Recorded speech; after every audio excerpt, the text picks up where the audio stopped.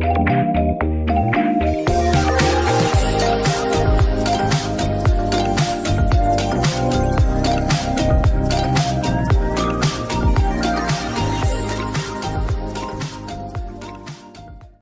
guys, it's Queendija, and in today's video, I will be reacting to episode 2 of season 2 of Oshi no Koi.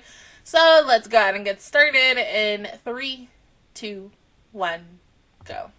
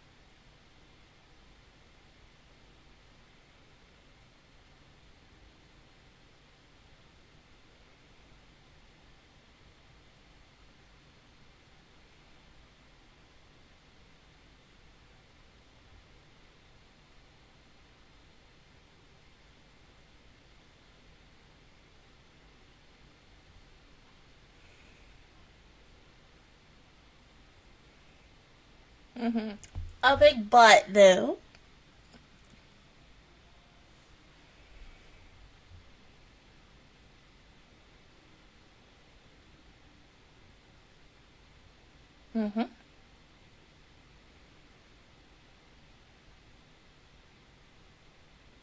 That's okay.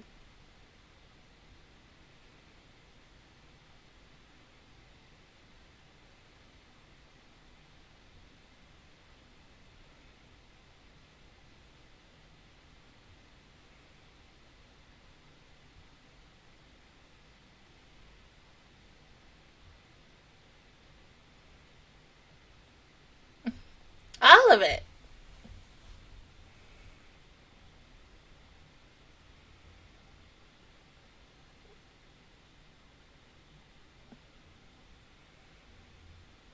Yeah, rewind that, please.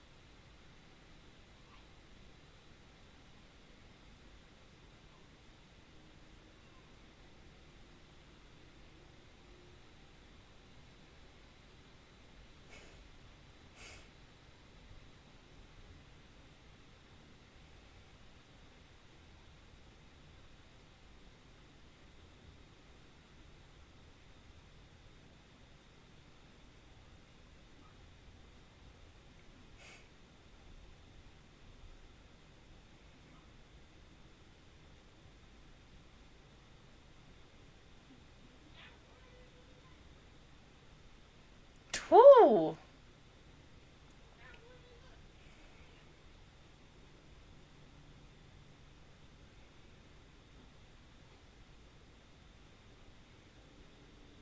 Okay.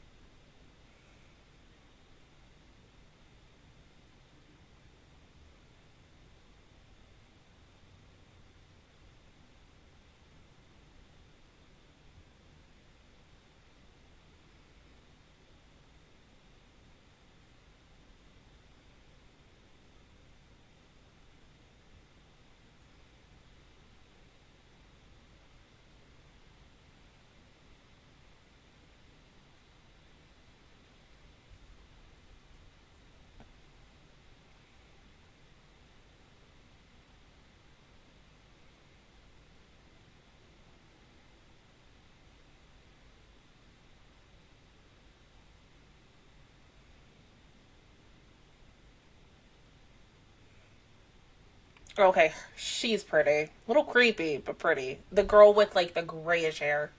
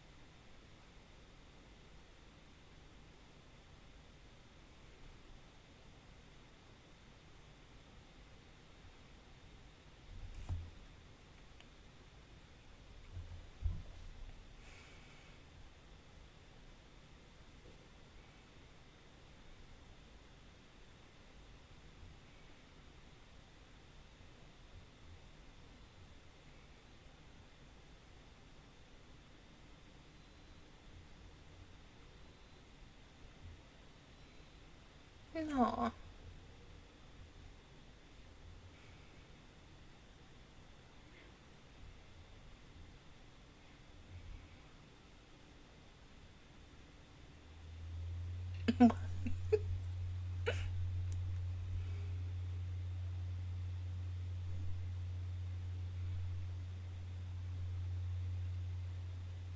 Yeah, just in case you get nervous. Nothing wrong with that.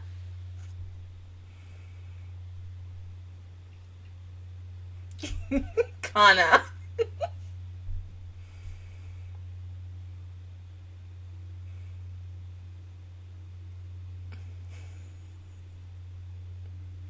It's okay, Kana. You won't have your turn. Something tells me, like, even though I'm not reading the manga, maybe it might happen for her. I hope.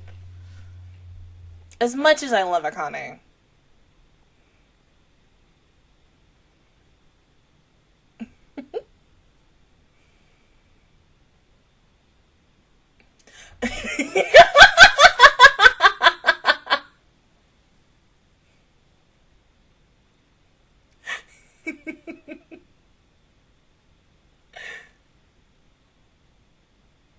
And then it's worse if the couple breaks up and they still have to pretend to be in love. I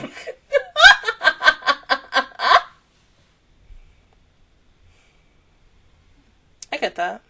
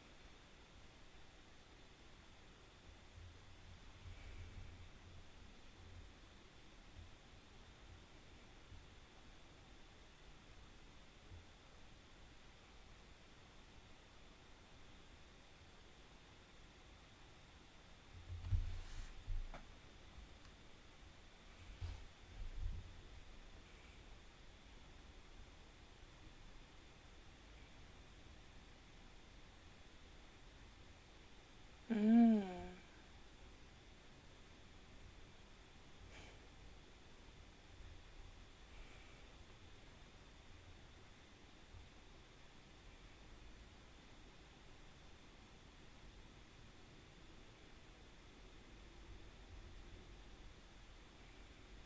It's no problem.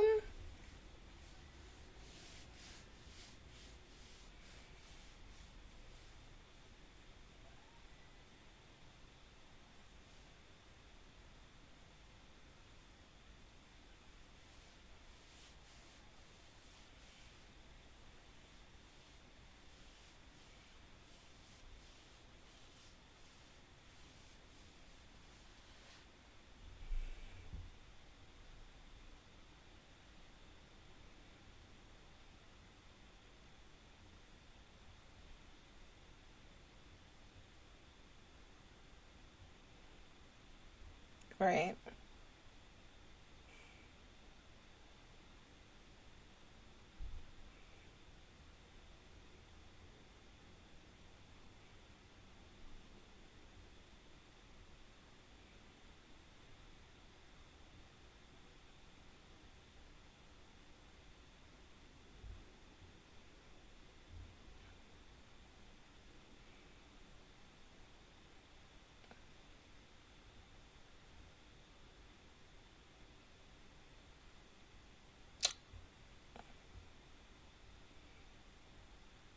Oh.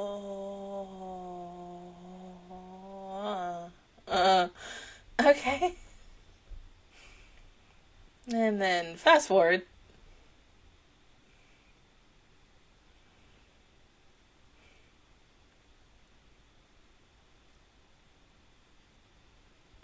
But okay, at least hear her out. Let her talk about what is wrong, because obviously something is wrong with it.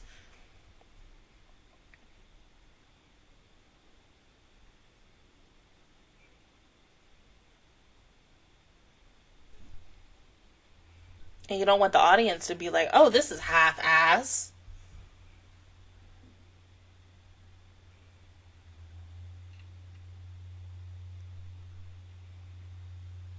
Okay, let her help you though.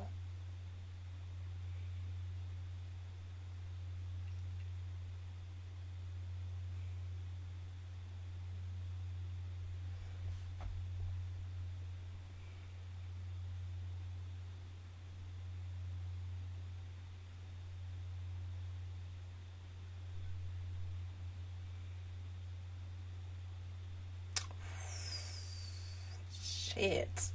Apparently not enough.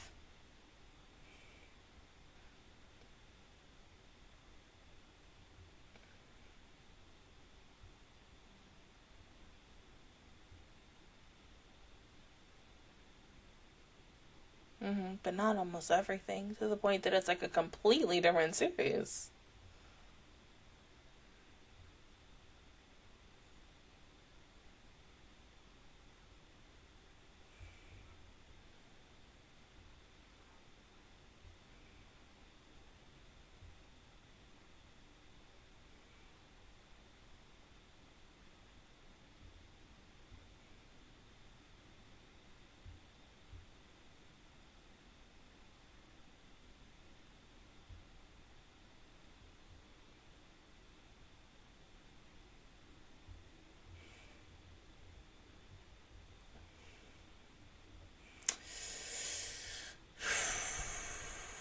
And with 20 days left, oh god.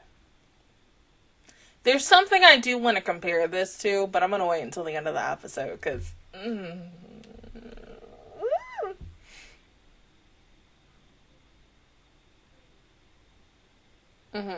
That is true.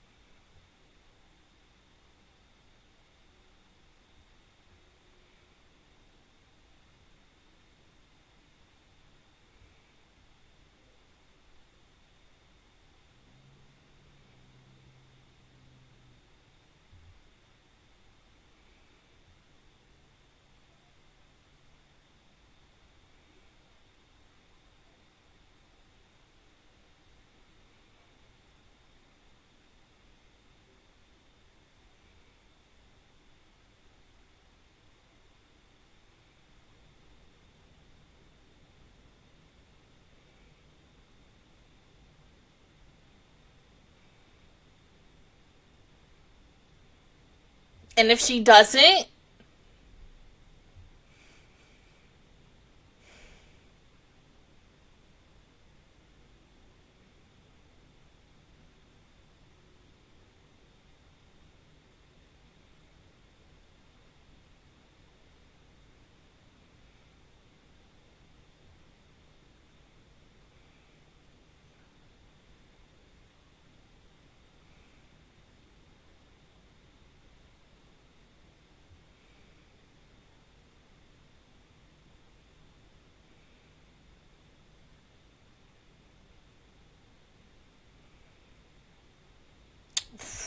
woo, Jesus, girl.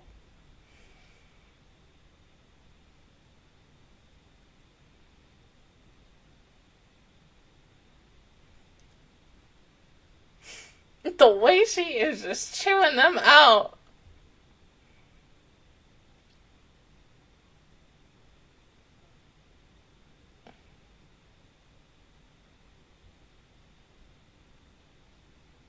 And that means you'll lose a lot of money.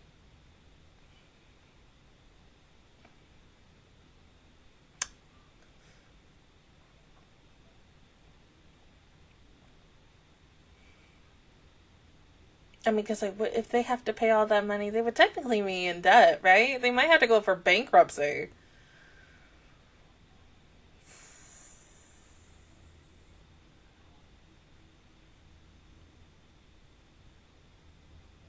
Oh, so you want to be like a ghostwriter for him in a way?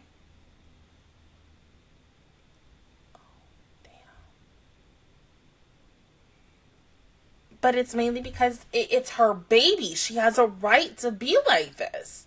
I think if anybody had their series, whether to be an anime, a movie, a stage play, anything, she has a right to be like this.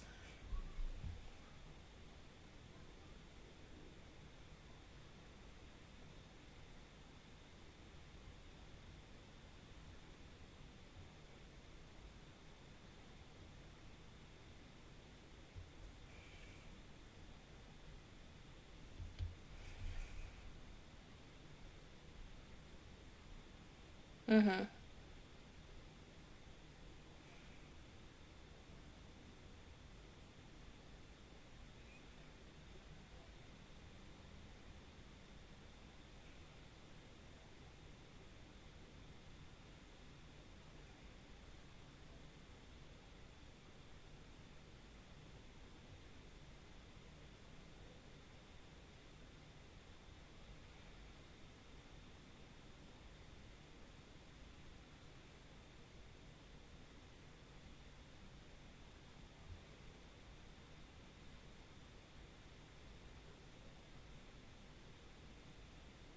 I get that.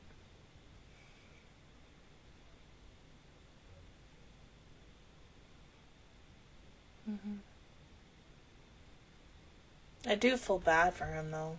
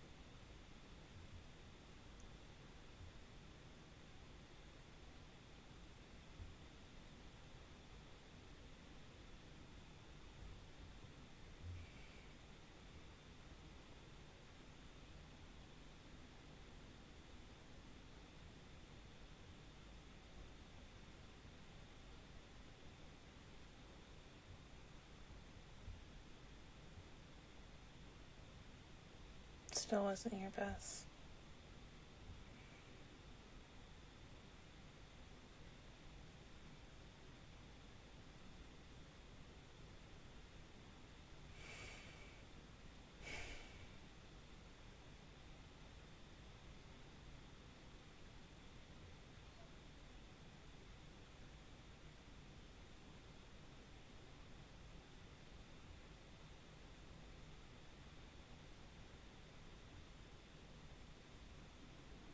It really is.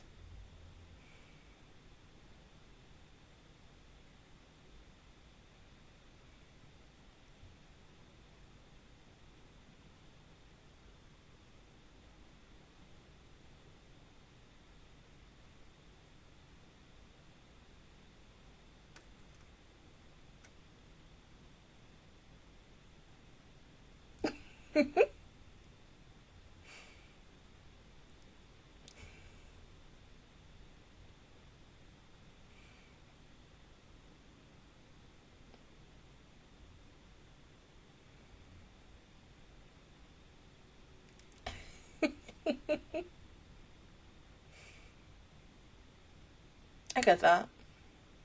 Some movies are like that too.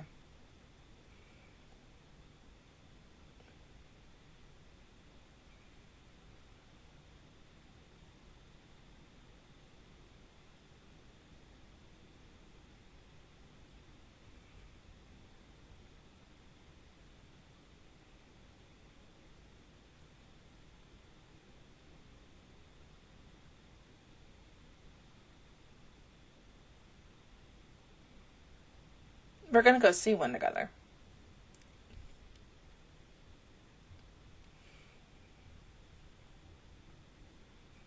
Mm-hmm.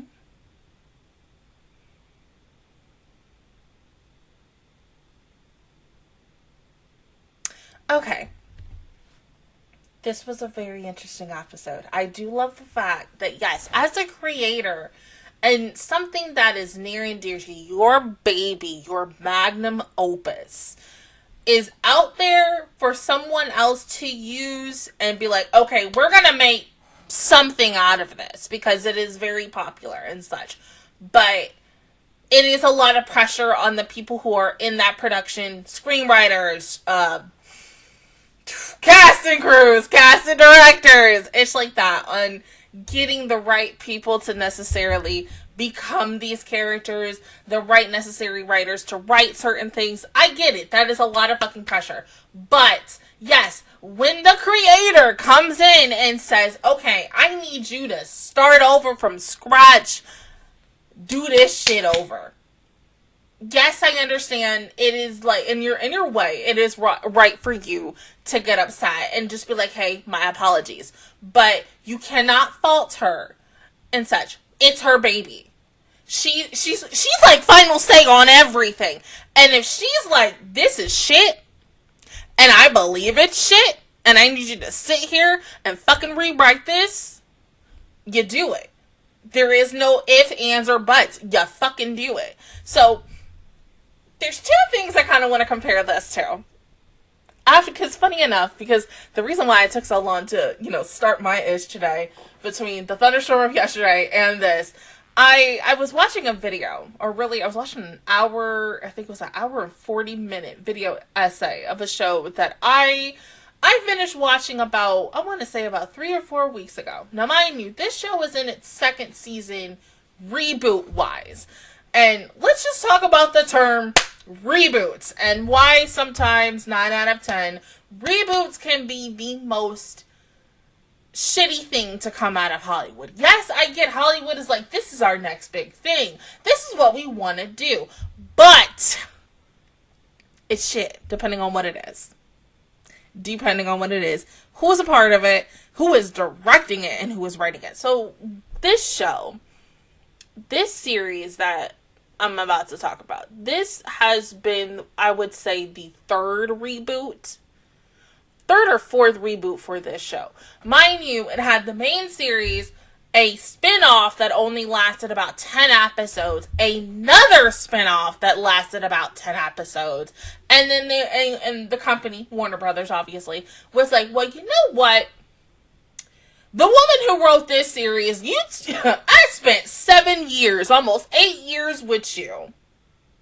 You gave me this half-ass of an ending. We're going to take the guy from Riverdale and we're going to have him take your shit. And we're going to have him create something. Now, the guy from Riverdale, even though I only watched one good season, that was season 1. After that, I was done. Because the shit show is season 2 to the end of the damn series was a shit show. I will say, as the guy in the video that I watched, he kind of says that I would say his livelihood of making all these reboots, and he's trying to do something different, whether it's in the horror aspect, whether taking something that he made comic book wise and still make a shit show of it, and it's still like the worst of worst and such. It's like, dude, what the heck are you doing? Apparently, I just found out today, this was the same dude who did something with the Spider-Man play, and I don't even know anything about that. I remember hearing something of it years ago, but it came and went out of my mind. But talking about revisions and stuff, this is also like, remember how The Amazing Spider-Man 2 was coming out, and how after that movie came out, it pretty much bombed at the box office. And then next thing you know, throughout the, I think, 4 to 5 weeks that movie came out, a lot of shit started coming out in the news. Same thing with the situation of, I'm about to say Dress Up Darling again, Don't Worry Darling, and the revision on that movie, and the scripts on that movie after rewrite to the point that freaking whole cast was like, where the fuck are we filming? Apparently, the same thing kind of happened with The Amazing Spider-Man 2, where at first it was supposed to be this, and then it went into several revives, and then went into something else. This is what I kind of like to say. The pressure of after a first film, really good film, especially whether it's a Marvel film or it's a trilogy of something, or it could be something like the very first good-ass Transformers movie, and then all the way up until now. When you get that first box office, like, slam dunk, like, oh my freaking god, you're on the freaking hill, you are freaking godly of God and such, you think you could take on anything, and you think like, damn, I can do this ish again. And then when you get into the second, the third, and the fourth, and you realize, I can see why people didn't like this and such. And you're rewording and revisioning and stuff, and it's to the point where it's like your cast and your crew are sitting here like, what the fuck are we doing? And that's what it kind of feels like. Now, mind you, once again, I'm not mad at the creator of this series, especially for this stage play. She's doing what she thinks is right. I think if any other person in anime, or really in the entertainment industry in a nutshell, had an opportunity to be there step by step, which it seems like she has, but not into, like, I would say, how can I word this? Where, like, let's say, like, you know, with the situation with Kubo. Kubo is, like, there step by step with, you know, the 1,000-Year Blood War, because that shit is, like, magnum opus AP. Not AP, OP. My bad. But let's just say, like, you wrote something, and you wanted to be there from the start. Like, let's say it gets the rights of some company, and they're like, hey, I want this person to star in it and everything. Maybe you've seen some movies or TV shows they've done, and you're like, yeah. And you're in the process of seeing other people get selected, and, you know, this is that and the third. This is almost like what she's doing, in a way. So, regardless, yeah, she has a right to do what she has to do, and such. I do feel bad for the guy who was like, I gotta rewrite X, Y, and Z and something, but there was definitely a lot that he was missing. And that is the same thing with majority of these, I'm not gonna say actors, screenwriters and directors in a nutshell. And I'm not gonna say more of, like, Japan, because I haven't watched a Japanese film since, like, well, live action I haven't watched one in a while. Anime wise, the last movie that I just watched was, like, the Spy Family movie. Like, no. The Haikyuu movie. Then the Spy Family movie a couple months ago.